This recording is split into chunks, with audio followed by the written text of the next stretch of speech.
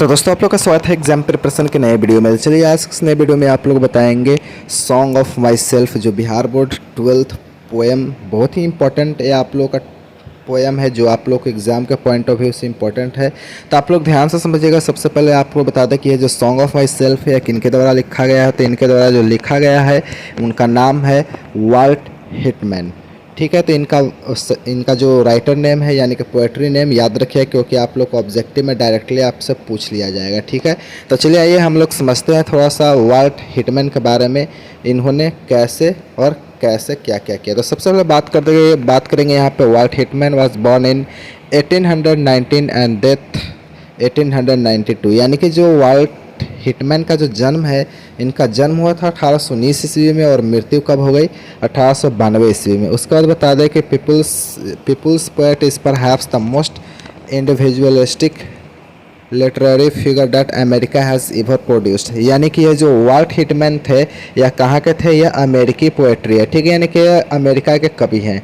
He began working as a carpenter, और बाद में इन्होंने क्या किया, जो इन्होंने कुछ समय के लिए इन्होंने अपना काम जो है कारपेंटर का काम किया। इन्होंने बढ़ई का भी काम किया, यहाँ पे देख सकते हैं। He began working as a carpenter before his 12th birthday.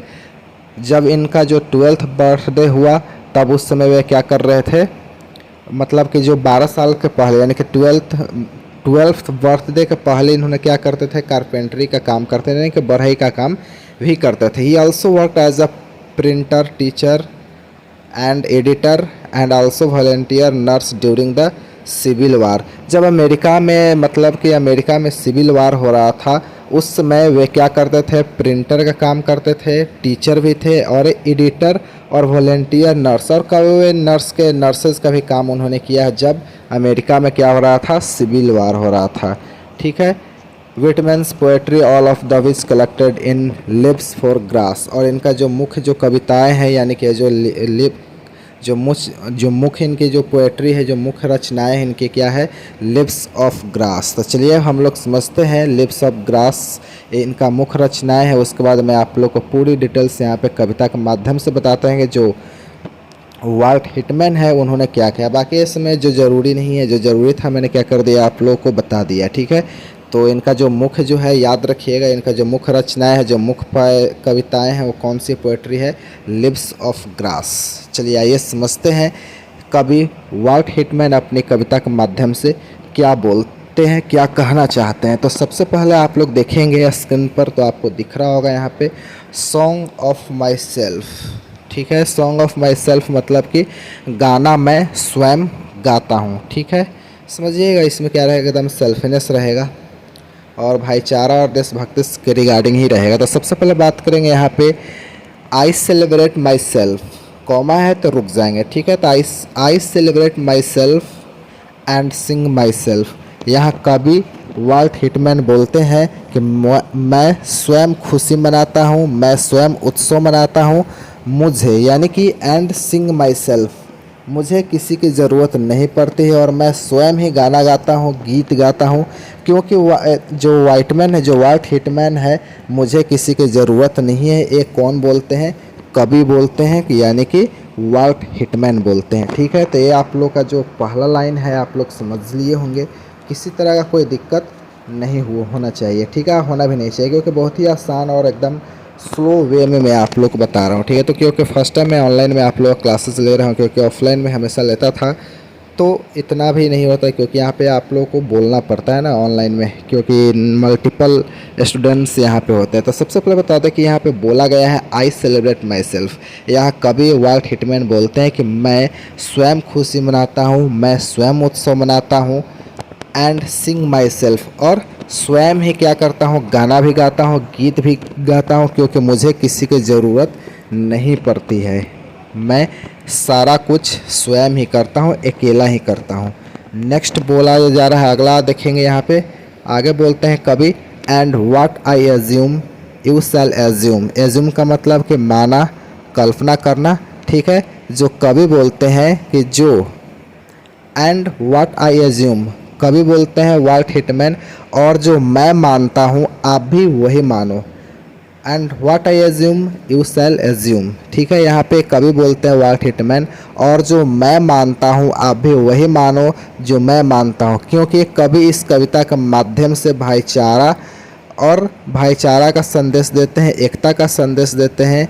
और यह जो ये वर्ड है एज्यूम यू शैल एज्यूम, ये एक देशभक्ति का संदेश देते हैं जहाँ से वे बिलोंग करते हैं, यानी कि अमेरिका का है तो अमेरिका के देशभक्ति के बारे में उन्होंने बताया, भाईचारा के बारे में बताया कि मैं जैसा अनुभव करता हूँ, मैं जैसा मानता हूँ आप भी वैसा ही मानो, क्योंकि कवि इस कविता के माध्यम से भाईचारा का संदेश देते हैं। अगला जो लाइन है आप लोग समझिएगा, अगला लाइन है आप लोगों के लिए यहाँ पे, for every atom belonging to me as good belongs to you, यानी कि एटम का मतलब यहाँ पे तत्व होता है। तो आप लोग इसको किससे रिलेट कीजिएगा, तो इसको रिलेट कीजिएगा मिट्टी से, धूल से, ये सब से आप लोग क्या करेंगे, रिलेट करेंगे। ठीक है, एटम का मतलब परमाणु होता है तो उससे हम लोग नहीं करेंगे, कण से रिलेटेड करेंगे। ठीक है, समझिएगा, for every item belonging to me as good belongs to you, यानी कि जो कवि कहते हैं क्योंकि मैं जिस मिट्टी से बना हूँ या जिस कण से मैं जन्म लिया हूँ, जिस तत्वों से मैं बना हूँ, आप भी उसी मिट्टी से बने हैं, तो इसलिए मैं जो मानता हूँ आप भी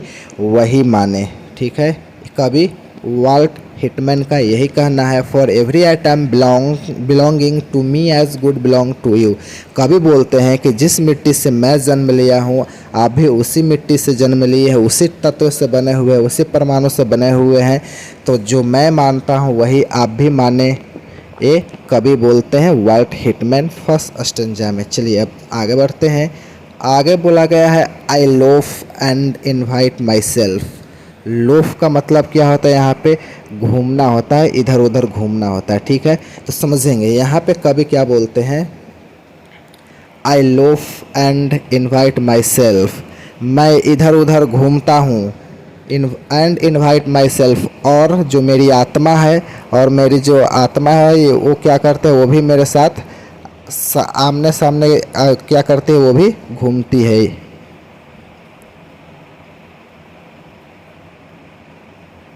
उसके बाद यहाँ पे समझिए, ठीक है, बहुत ही आसान तरीका से दिया गया। ठीक है, ये जो बोला गया है यहाँ पे ना, आई लोफ यानी कि मैं इधर उधर घूमता हूँ, एंड इनवाइट माई सेल्फ, और जो मेरी आत्मा है वो मैं अपनी आत्मा को भी क्या करता हूँ, आमंत्रण देता हूँ कि तुम भी मेरे साथ क्या करो, घूमो इधर उधर। ठीक है, एक क्या बोलते हैं, कवि बोलते हैं। ठीक है, समझ गए ना, I loaf and invite my self, मैं इधर उधर घूमता हूँ और मेरी आत्मा भी क्या करती है, मेरे साथ इधर उधर घूमती है।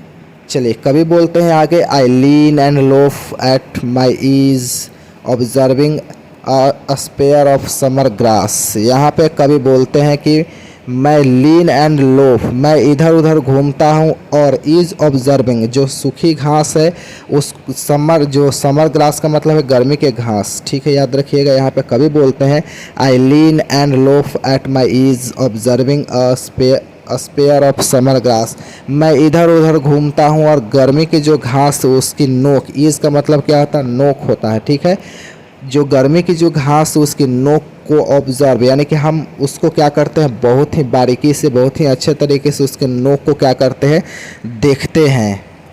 ठीक है, कवि यही बोल रहे हैं यहाँ पे, समझिए। ठीक है ना, यहाँ के मतलब कि यहाँ पे जो कवि बोल रहे हैं कि मैं तनाव मुक्त होकर अपनी आत्मा के साथ, यानी कि I loaf and invite my self, मैं एकदम तनाव मुक्त होकर अपनी आत्मा के साथ, यानी मैं जहाँ घूमता हूँ मेरी आत्मा, यानी मेरे जिस्म, मेरे शरीर, वो मेरी आत्मा भी वहीं रहती है, मेरी आत्मा कहीं इधर उधर भटकती नहीं है, वो भी मेरे साथ ही घूमती है। लीन and loaf at my ease observing a sphere of summer grass, और कभी बोलते हैं कि मैं गर्मी की जो घास है उसको, हम लोग गर्मी की जो घास है उसकी नोक को क्या करते हैं, अच्छे ये उसकी नोक को ऑब्जर्व करते हैं, यानी कि ध्यान से उसको देखते हैं। ठीक है, समझिएगा, ईज का मतलब क्या होता है, नोक होता है। ठीक है, लीन का मतलब क्या होता है, आराम। समझ गए, मैं आराम करता हूँ, यहाँ पे साफ साफ बोले हैं कभी कि मैं आराम करता हूँ, आई लीन, मैं आराम करता हूँ। उसके बाद बोलते हैं and loaf at any is observe, यानी कि यहाँ पे जो ईज है, ईज का मतलब क्या होता है, आपका नोक होता है, और सॉरी स्पेयर का मतलब नोक होता है, और समर ग्रास का मतलब होता है गर्मी का घास, और एट माई इज का मतलब क्या होता है, तनाव होता है। ठीक है, ये पूरा एक आप लोग फ्रेजल वर्ब ही है, at my is at my ease का मतलब क्या होता है यहाँ पे, तनाव मुक्त। ये पूरा आपका फ्रेजल वर्ब है, समझिएगा। आई लीन, मैं आराम करता हूँ, and loaf at my ease observing a spear of summer grass, मैं आराम करता हूँ फिर घूमता हूँ, एक घूमता हूँ। उसके बाद बोलता है at my ease observing a pair of summer grass. उसके बाद तनाव मुक्त होकर मैं घूमता फिरता रहता हूँ। कभी कहते हैं कि मैं गर्मी के सूखी घास के नोक को भी अच्छे से देखता हूँ, बारीकी से देखता हूँ, गौर से देखता हूँ, ठीक है। Spear of summer grass. कभी बोलते हैं I loaf and invite my self, मैं घूमता हूँ, मैं इधर उधर घूमता हूँ और मेरी आत्मा भी क्या करती है, इधर उधर घूमता है। एकदम तनाव मुक्त होकर मैं इधर उधर घूमता हूँ अपनी आत्मा के साथ। मेरी आत्मा इधर उधर नहीं भटकती है, वो भी आत्मा, मेरे जिस्म, सब मेरे साथ ही घूमते हैं। आई लीन, मैं आराम करता हूँ, and loaf at my ease, मैं आराम करता हूँ और मैं क्या करता हूँ, इधर उधर घूमता हूँ। ईज एट माई ईज, मैं तनाव मुक्त होकर गर्मी की जो सूखी घास होती है उसकी नोक को भी मैं क्या करता हूँ, बहुत बारीकी से, बहुत अच्छे से उसको क्या करता हूँ, गौर से देखता हूँ। आगे कभी बोलते हैं my tongue, every atom of my blood from his soil this air, कभी बोलते हैं कि मेरी ज़ुबान, यानी कि टोंग का मतलब क्या होता है, मेरी भाषा, मेरी टोंग, मेरी ज़ुबान। उसके बाद every atom of my blood, और मेरी जो खून की एक एक कतरा बना है अमेरिकी की मिट्टी से, और अमेरिकी की मिट्टी से ही बना है और अमेरिकी की हवा से ही बना है। तो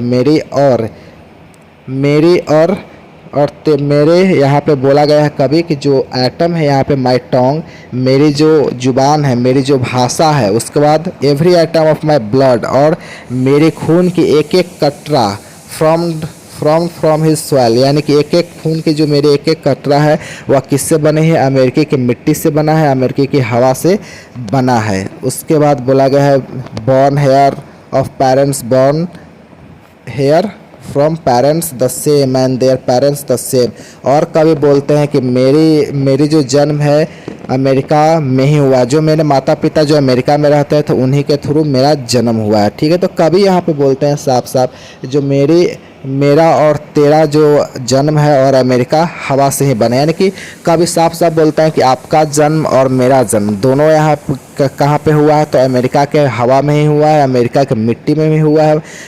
ये सब वहीं के जो वातावरण है उसी के वातावरण में उनका जन्म हुआ है, कभी वाइट हिटमैन का, ठीक है। उसके बाद बोलते हैं कभी बॉर्न हेयर ऑफ पेरेंट्स, यानी कि कभी बोलते हैं इसी अमेरिका में मेरे माता पिता से मेरा जन्म हुआ है, ठीक है। कभी यही बोलते हैं बॉर्न हेयर ऑफ पेरेंट्स, कभी बोलते हैं कि इसी अमेरिका में मेरे माता पिता से मेरा जन्म हुआ है। उसके बाद कभी बोलते हैं आगे born hair from parents the same, उसके बाद कभी बोलते हैं कि मेरे माता पिता का जन्म भी उनके माता पिता से यही अमेरिका में ही हुआ है, and their parents the same, और उनके माता पिता का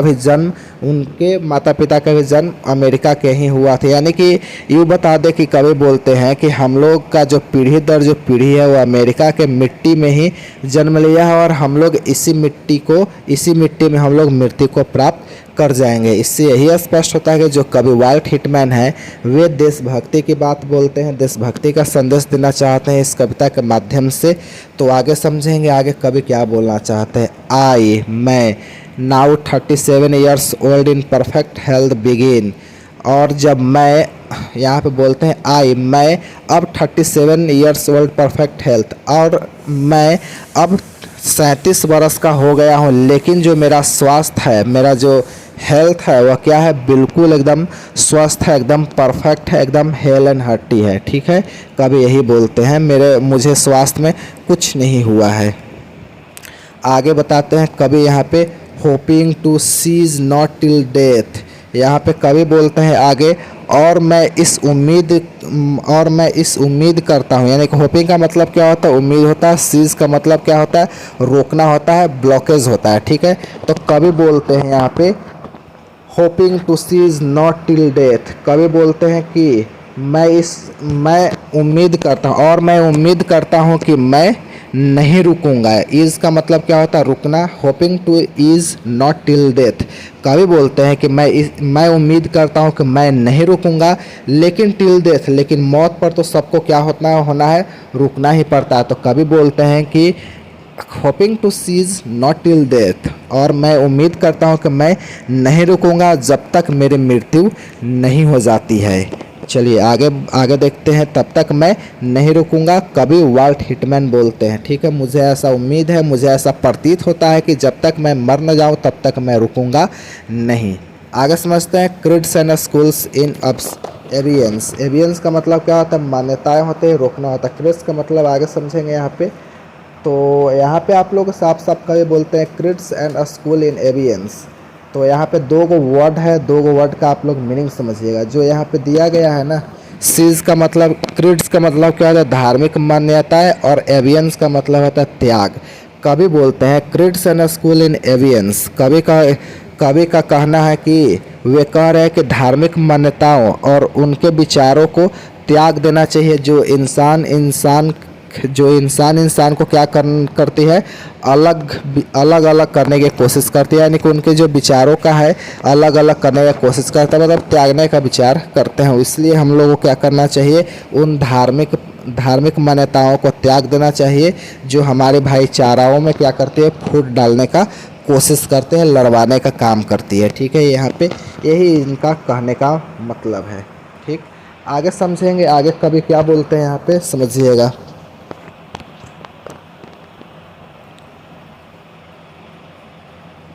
यहाँ पे कभी बोलते हैं क्रिड्स एंड स्कूल इन एवियंस, यानी कि हम कभी कह रहे हैं कि धार्मिक मान्यताओं और उन विचारों को त्याग दो जो इंसान से बांटने की कोशिश करता है। ठीक है, यही यहाँ पे बोला जा रहा है। उसके बाद कभी बोलते हैं retiring back a while sufficed at what they are but never forgotten. आगे कभी बोलते हैं कि भले ही तुमको ज़्यादा लगता है, लेकिन इस विचारों को भूल जाओ क्योंकि मैं इस सॉरी फॉर द डिस्टर्बेंस से वो कॉल आ गया था, बस आप लोगों को लास्ट ही है। यहाँ पे कभी बोलते हैं क्रिड्स एंड स्कूल इन एवियंस। कभी बोल रहे हैं वाल्ट हिटमैन कि हमें उन धार्मिक मान्यताओं को क्या कर देना चाहिए? त्याग कर देना चाहिए जो हम लोगों को क्या करती है? जो इंसान को बांटने का काम करता है, उस धार्मिक मान्यताओं को एकदम त्याग कर देना चाहिए, एकदम छोड़ देना चाहिए। रिट्राइंग बैक वाइल सफिस्ट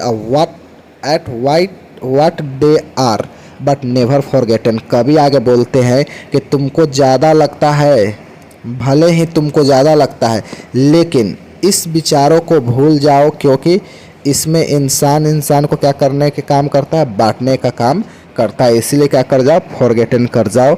जो हम लोगों को बांटने का काम करता है, तोड़ने का काम करता है, जो इंसान को तोड़ने की बात बोलता है। ठीक है, आगे बोलते हैं कभी आई हार्बर फॉर गुड और bad.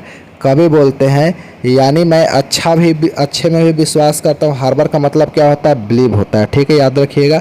I harbour for good और बैड। कभी बोलते हैं वाल्ट हिटमैन कि मैं अच्छे में भी विश्वास करता हूँ और बुरे में भी विश्वास करता हूँ। I permit to speak at every hazard.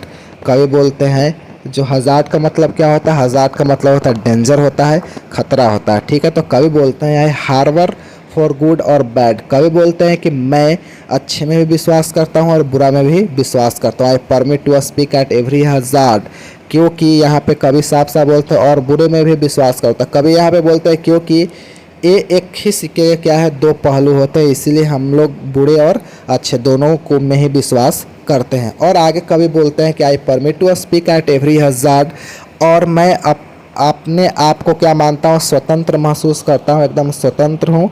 और यह कह रहे हैं कि मैं हर संकट और हर खतरा में बोलूँगा और मैं चुप नहीं बैठूँगा क्योंकि मैं क्या हूँ? फ्रीडम हूँ, मैं एकदम स्वतंत्र हूँ। ठीक है, कभी यहाँ पे यही बोल रहे हैं कि I permit to speak every hazard. मैं स्वतंत्र हूँ, एकदम मैं पूरे तरीके से एकदम फ्री हूँ और मैं फ्री महसूस करता हूँ, एकदम स्वतंत्र महसूस करता हूँ। मैं हर खतरे में बोल सकता हूँ, मैं चुप नहीं बैठूँगा। एक कभी बोलते हैं। और लास्ट में कभी क्या बोलना चाहते हैं? कभी बोलते हैं कि nature without check with original energy. और कवि बोलते हैं, कवि आगे एकदम अंतिम में बोलते हैं कि जिस प्रकार से प्रकृति एक बिना रुके अपनी असली ऊर्जा के साथ नहीं रुकती है और वह अपने काम लगातार करते जाती है, तो मैं क्यों रुकूंगा, मैं भी इसी प्रकार से चलता रहूँगा। और अंत में कवि यही बोलना चाहते हैं, और ये देशभक्ति, एक देशभक्ति वाला यह नॉलेज है, यानी कि देशभक्ति का संदेश देते हैं कि हम लोग को उस मान्यताओं को, उस धार्मिक मान्यताओं को भूल जाना चाहिए जो हमारी एकता, जो हमारी विचारधारा है, जो हमारी भाईचारा है, उसको तोड़ने का काम करता है, उसको हम लोगों को भूल जाना ही चाहिए। और हम लोगों को बुरे में भी विश्वास करना चाहिए और अच्छे में भी विश्वास करना चाहिए। और हम लोगों को पूरी तरह से क्या होना चाहिए, स्वतंत्र होना चाहिए। और हर एक खतरा, हर एक मुसीबत, यानी कि हर एक बुरे वक्त में भी बोलना चाहिए। हम लोगों को चुप बिल्कुल भी नहीं होना